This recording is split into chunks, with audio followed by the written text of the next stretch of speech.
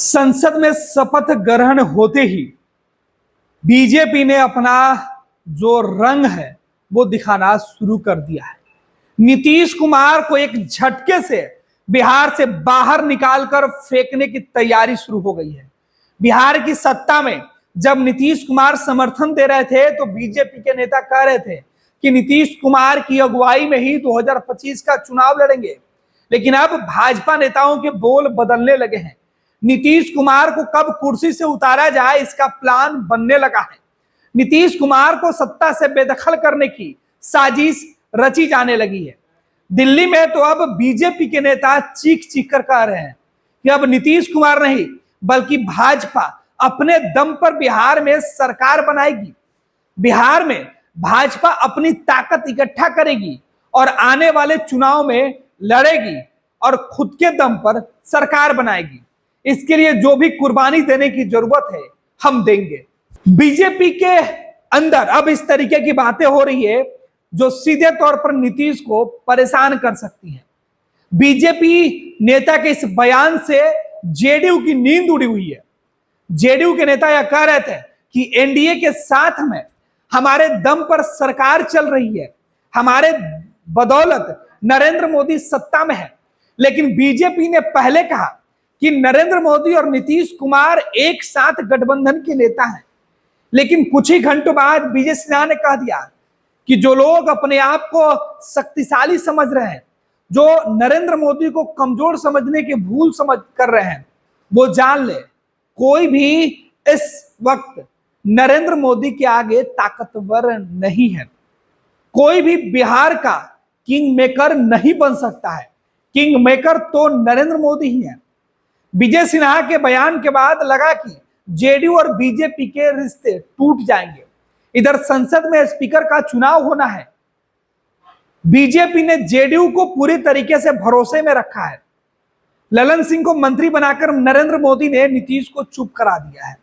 नीतीश भी खामोश है कि बीजेपी तो उनकी बात मान ही रही है, लेकिन अब एक और बीजेपी के वरिष्ठ नेता ने जिस तरीके से दावा किया है उससे नीतीश कुमार हैरान और परेशान हो गए हैं। नीतीश कुमार को एक बार फिर से भाजपा छलने की तैयारी कर रही है। एक बार फिर से नीतीश की पार्टी जेडीयू को कमजोर करने के लिए भाजपा ने जाल फेंक दिया है।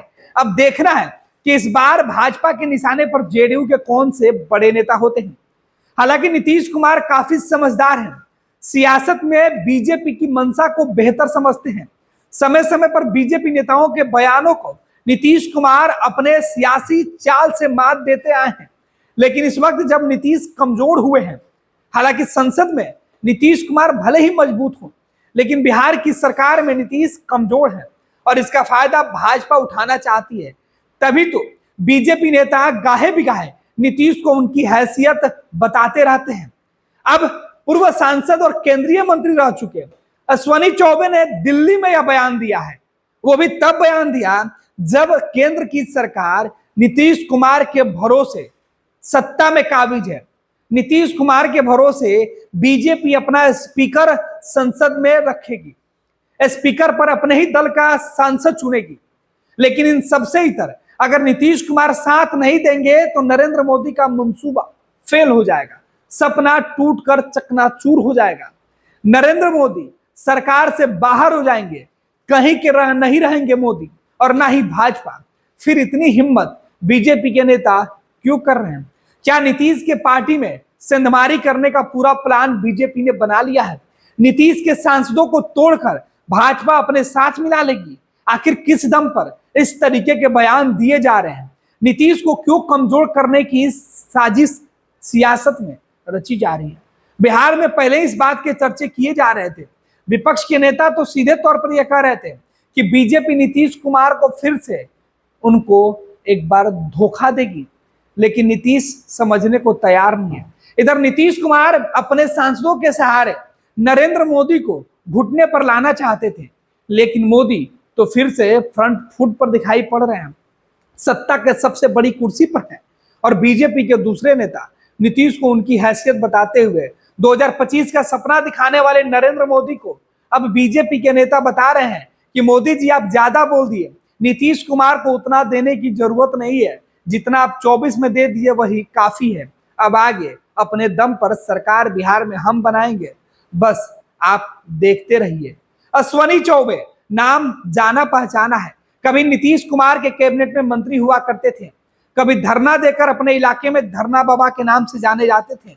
लेकिन 2014 के बाद से वक्त का पहिया चला।